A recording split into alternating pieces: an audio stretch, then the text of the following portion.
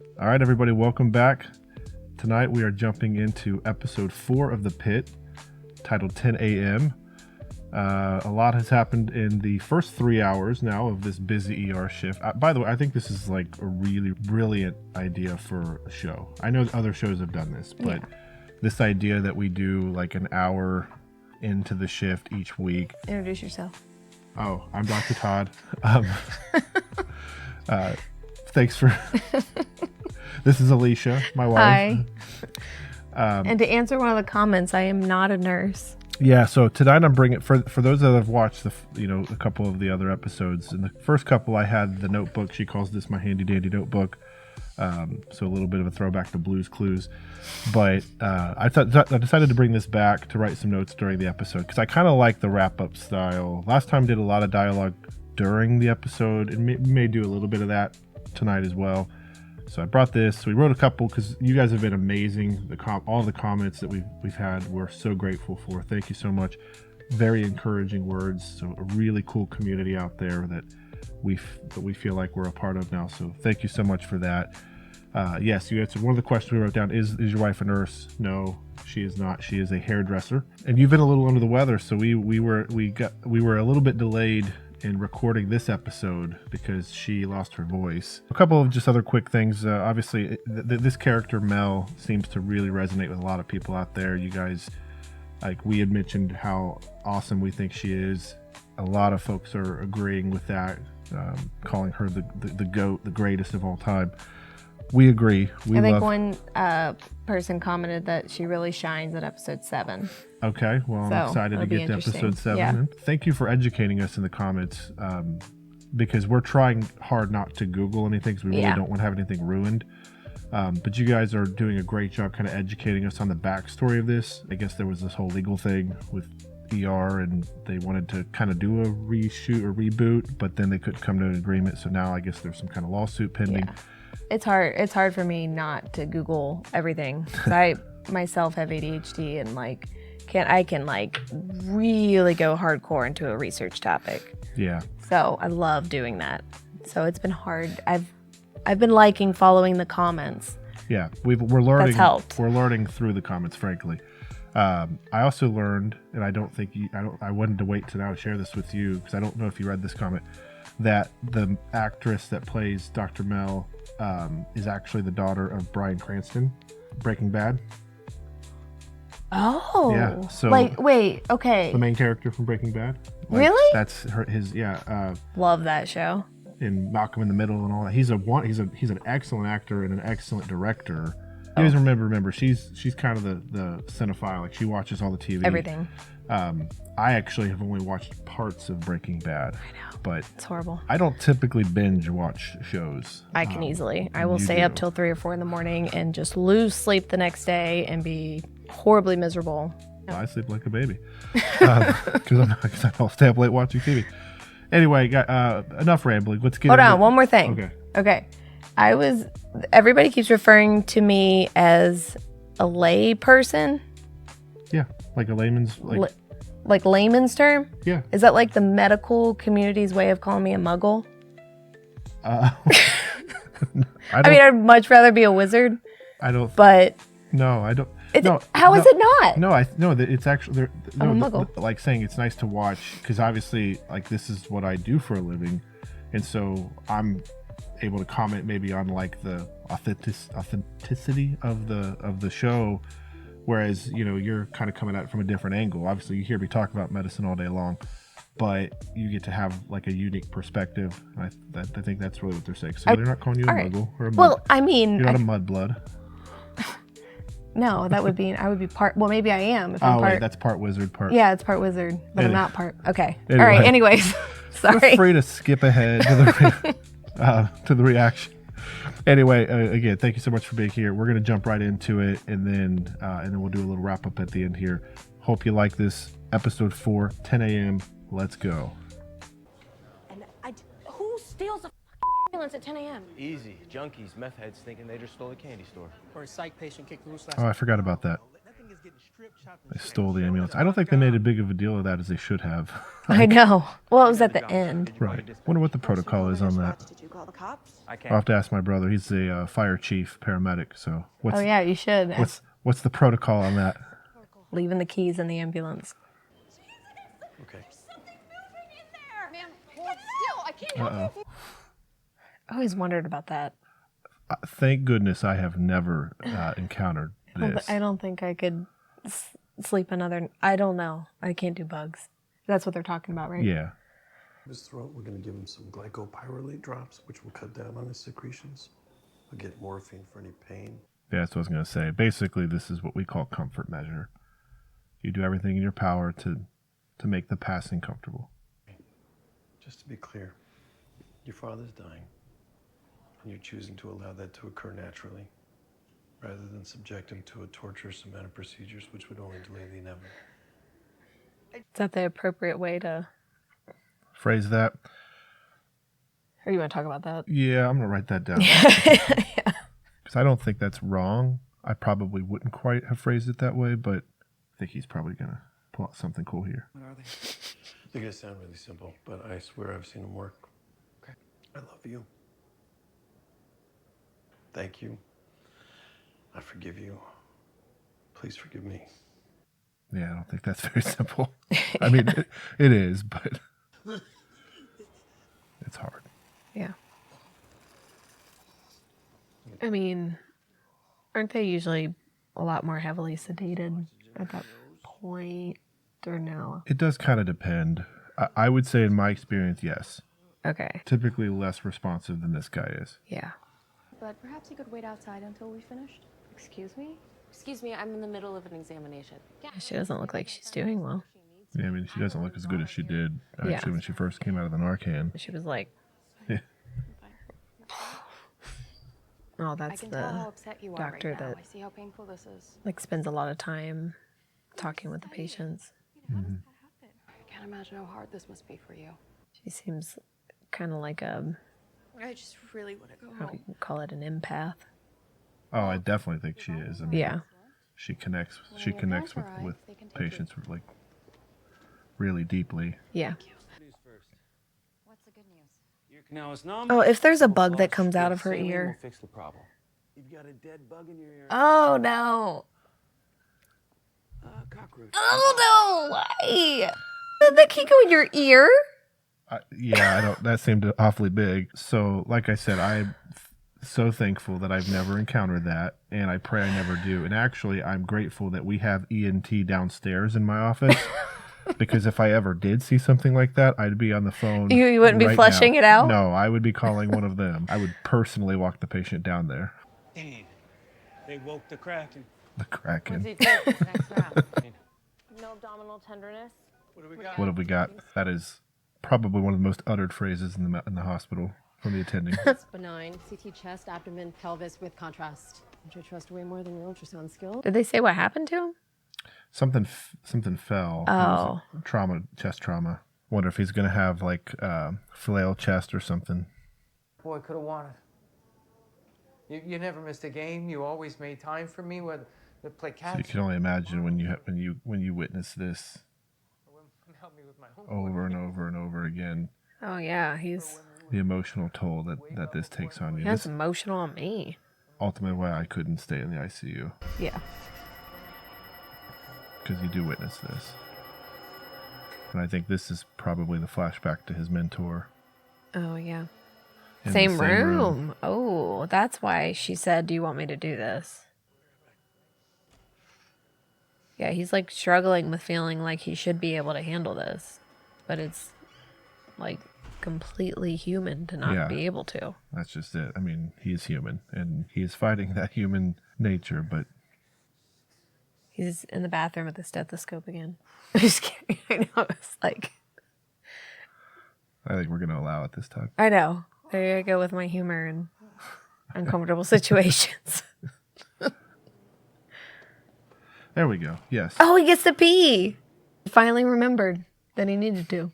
I think if the episode ended now, I'd be happy. Really? I'm kidding. that shit. You got a story about bedding in the hospital? No. You're writing something down. I thought I maybe. know. For a olanzapine tablet at 9:30 a.m. Yeah, that's on us. Is that someone coming off of drugs? It seems Psychotic he's in episode. probably an acute psych crisis. Oh, that's why they have the behavioral health. Psych patient been here for days, methamphetamine-induced psychosis. The Kraken? So everybody knows he's the Kraken. Did you guys ever give nicknames to patients? Oh, is that a bad question to ask? Yeah, you can't answer that, right? I don't recall any specific nicknames. I really don't. I mean, you have, quote, frequent flyers, but I don't know. Yeah. And everybody knows them by name, but I don't know that we ever had Like a kraken like a nickname. I mean, not that I can recall. or a muggle. I'll leave that for you. That's not too bad. That looks pretty bad to me. Definitely gonna need Oh, a few stitches. well, This doesn't look too bad. I'd be freaking out if my arm looked like that. Well, yeah, I mean, they went to the right place. Remember when our older daughter was younger, and of course you were working. You're always working when any kind of medical thing happens in the house. And I had to take a shower real quick. She was like 3 or 4. Well, my razor fell and the top of it popped off, and then I couldn't find it. And next thing, she was screaming because she stepped on it and her heel dug into it. That didn't look as bad as that, and I was freaking out. Yeah, that's a pretty good story to share. Well, no, I mean, Child Protective Service got called in like episode 1. I mean, Wow. I'm kidding. Yeah, no, I know. You tend to overreact a little bit with that. I guess it's natural for a layman, but Wow, for a muggle? but no, I mean, I get it. It's your kid. Your kid's bleeding. So, like, obviously, I'm going to hopefully be able to look at that through an objective lens. Obviously, I'm not going to get as excited about that as you are. Excited. Another story was when our middle daughter stuck a screw in her nose. Yeah. Because she saw somebody with a nose piercing and thought it looked cool, so she stuck a screw up, and because it wouldn't stay there, she decided to put it in her nose. She just put it there and she breathed in and it went. Sucked up. Yeah, I was on my way home from work, thankfully. Do you remember So- the phone call when I called you? Yeah, you were asking if you should take her to the ER, and I said no. I mean, it was like up in there. And then our friend Cody said, just get a really strong magnet and pull it out. to which we said, no, not doing that. So yeah, I had to come home and do an extraction that day. That was fun. But anyway. To do that. Anyway. Okay. Back to the action. Pneumonia, phyllo, appendicitis, meningitis. You think she has meningitis? No. I was supposed to say, like, I can't imagine how anxious this mom is right now as they're talking out loud. Listing off all of the most severe Yeah. diagnoses. Look at that. He's good with babies too. And right in front of Dr. Collins, who's pregnant. I'm telling you. Oh, there's something there. I think there's something there. Yeah, you did mention that last episode. Laughing our way to being a third world country. Remind you of home? Oh, no. You know, we're not supposed to pick favorites here. I'm gonna keep my eye on that. I think that's a good way to respond. Yeah, that was. Oh. Yeah, I was gonna say Yeah. I personally felt like they should have been looking at intubation. And him? Yeah. What are they doing now? They're releasing pressure. Who the hell ordered BiPAP, Garcia? No, his stats were down. I did. You did. I feel bad for her. Without running it by me. Can I put in a test I tube? mean, she did what she thought was right. Yeah, like, I don't feel like he should be tearing her apart. No, but it's a good learning case. Yeah. But Oh, clear? story. Heart rate's I tacking. got one. Do you remember Disney World? Oh, you know I'm gonna go. You know where I'm going. Mm-hmm. Yeah, not our finest moment. Our middle child was just walking. We were like at a dance party. I think it was a Halloween party, and she's down dancing and having a good time. And all of a sudden, she just starts screaming bloody murder. We checked everything we could think of. There was nothing, just like they're doing here. Even like that mom's like, I know something's wrong. Yeah. So I said, I will take her back to the hotel. So this will be a little lesson to learn. We did not think to check her toes. Anyways, I got home, I get her shoes off, and she immediately stops crying. Her poor little, big toe, yeah. Her was curled under her foot in her shoe. So she was in excruciating pain. Anyways, I could resonate with this mom who is just feeling like there's something wrong. And it's probably going to be something similar, honestly. They're looking at her toes. By the way, that's called a hair tourniquet. Yes. What you were talking about. that can wrap around an appendage. But anyway, yeah. In this case, your story was not a tourniquet. It was just that the toe got bent back. Yeah. So really, it was just poorly fitted shoes. Which I don't know that. She just, I don't know, like curled it under. Anyway, let's see what's going on with this baby. Okay. Boom. Oh, wow. Look, we called it. Our Times, son had when one. it dries, it tightens and cuts off circulation. Different area. Which can happen in boys. Up in North 5 and a repeat potassium draw in Fontaine and South 18. Larry. Sounds like she's like attending. I mean, she practically is. I mean, she's the sergeant. She's calling out the orders. That's like what they do? I mean, yeah, Kind of? pretty much, yeah. Okay, Mrs. Krakosia, we're here to help you. We're here to help you.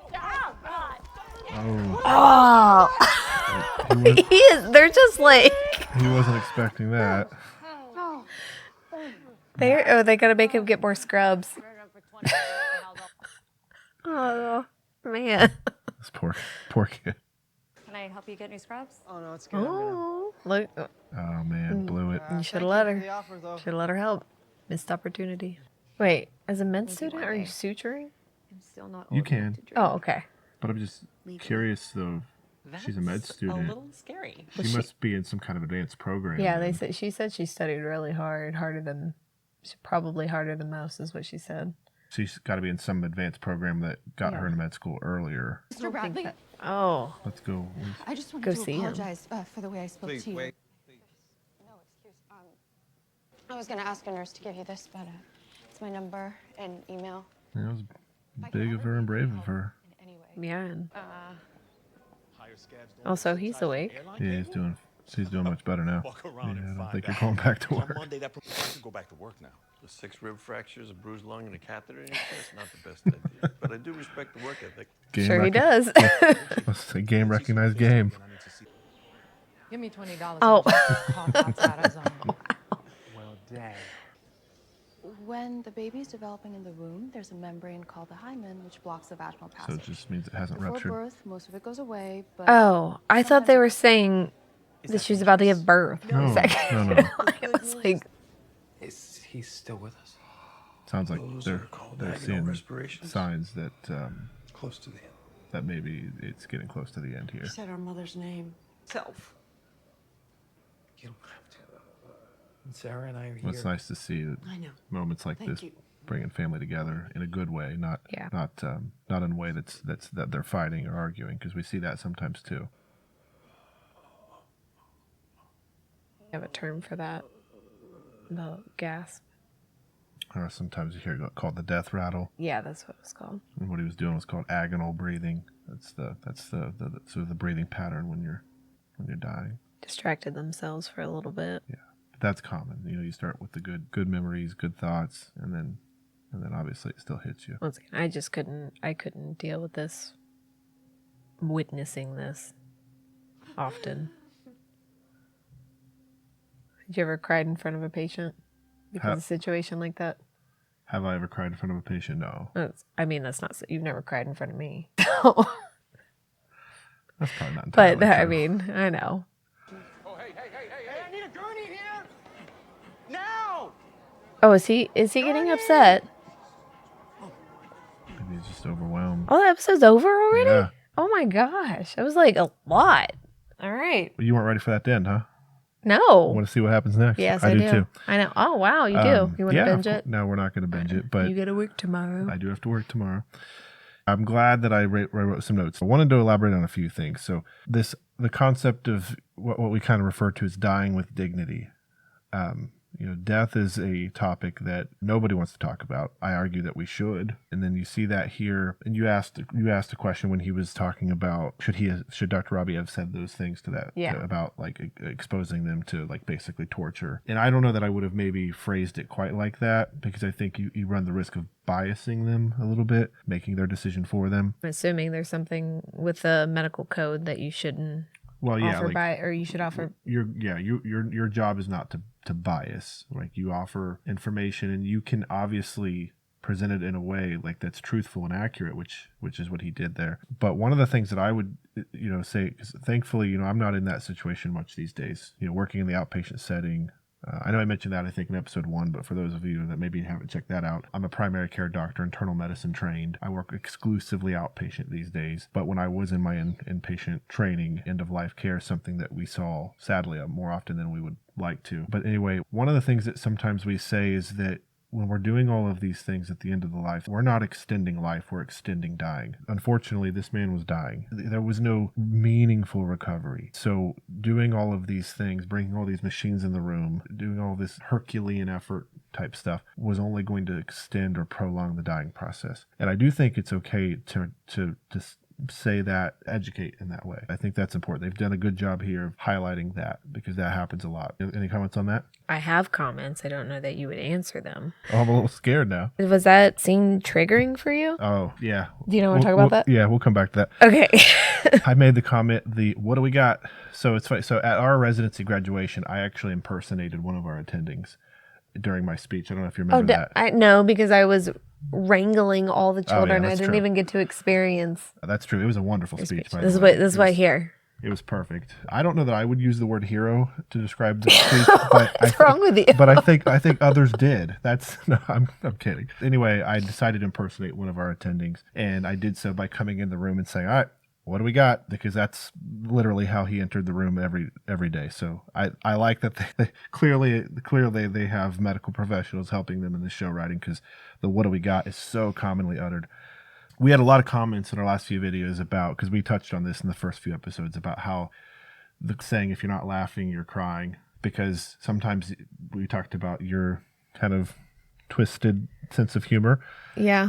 And how that sometimes is our defense mechanism, right? I know, because I don't like to cry. Well, nobody does. Maybe some people do. Well, they find it healing. It can be. I don't. It can be therapeutic, I think, in some cases. Most people don't want to do it in public. I wanted to highlight some of those comments because a lot of you guys shared, especially those who have worked in medicine, shared the dark humor. Some of the things that go on in the hospital behind closed doors. I think people might be mortified to hear some of those jokes, but those jokes can serve a purpose to help kind of deflect some of what you're feeling. I also want to talk about the Kraken, because one of the jokes that we used to make was that we needed, I don't know if he was a nurse or an orderly, but he made the comment about a blow dart, I think. Yeah. So we used to joke, like, if we only had Halidol blow darts, if there was somebody who was really, off hinged, we could just come on the blow dart and it's like, but obviously we joke, but and very dangerous, because then they would fall and then you would have head injuries. Obviously. And you're not going to just be blow darting people. And then you don't know where the blow dart goes, because it could, it could not could hit the attending. An unintended target. But that was a joke we would make. That guy, kind of the asshole guy that they brought back and made the comment about like third world country. So unfortunately, these types of people exist, and they say things like that and completely undermine the medical professionals who are helping them. And I hate that. Can I interrupt you with that? Sure. When I had a client once that it was like at the end of my days, I was a hairdresser. I think we mentioned that. Yeah. He was actually a psychiatrist. I will not mention his name because honestly, I don't remember it. He sits down, and I've never met him before. I'm like, okay, what are we doing? Like, what are we doing with your hair? He literally turned around in the chair and goes, "Do you know what mental fatigue is?" He's like, "That's when you have to make decisions all day long, and the last thing you want to do is make a decision about your hair. So just make it look good." Yeah. Oh, I so wanted to just take the buzzer, see a nice hair, and just be like, Yeah, I remember that story, and I remember being very angry and wanting. I'll never forget it. Wanting to go find this psychiatrist and do what? I know, like obviously you're not going to do anything. Teach him what mental fatigue is. I think it's interesting being a psychiatrist too, because you'd think, although I'm not disparaging the specialty, but you would think you'd have a little more, like ability to speak to people and not be super condescending. Clearly a narcissist, which is ironic, right? I know. A narcissistic psychiatrist, but anyway. But no, the guy, what was happening there and what they were highlighting is that he had to do a blood test called a troponin. Because if you come in with chest pain and we're worried it's your heart, we check a troponin. But you have to repeat it several hours later, because if there's injury to the heart and that injury is fresh, those levels may not be elevated yet, but they rise fairly quickly. So a few hours later, they will be. So many of you may know that, but that's if you ever go in with chest pain, they say, hey, we need to repeat this blood test. That's why they're checking it, because if the repeat is normal, then there's a really good chance that it's not from injury to the heart. Okay. Then the last point I wrote down was the last scene there where they were saying goodbye to their father, and they mentioned that he referenced his wife, his late wife, Marge, and said basically like she was in the room and was speaking to her. So this is actually kind of interesting. We will see this sometimes, and if anyone out there works in the ICU and can corroborate this, let me know in the comments. When someone who is in that process of dying, or maybe very unwell, when they start talking about seeing loved ones from the past in the room with them, that meant death was imminent. This actually was not uncommon. They would start to share stories that they saw their mom. It was some memory from the past or something. The medical team, we kind of looked at that like, okay, this is a sign that this is imminent. I'm curious, because I know a lot of you out there who have been watching with us have mentioned from your own experiences working in healthcare, nurses, and even some doctors out there. I'm curious if you've witnessed that too. I think I probably rambled enough. All right, so I think that's all I wrote down. Any closing thoughts that you had? I don't know if you want to talk about how, if you have a personal experience, if that was triggering for you, that scene, or what kind of advice you could give someone in that situation, like on the child side of that situation. Yeah, losing a loved one. Losing a father in the same way. Yeah. I don't know how you could watch that scene, honestly. I think every situation is going to be so unique, and losing a loved one of any capacity, whether it's a parent, spouse, God forbid, your own child, like we're seeing here with the overdose. I guess my advice is don't wait until they're on their deathbed. Live your life with that person as much as to the fullest that you can.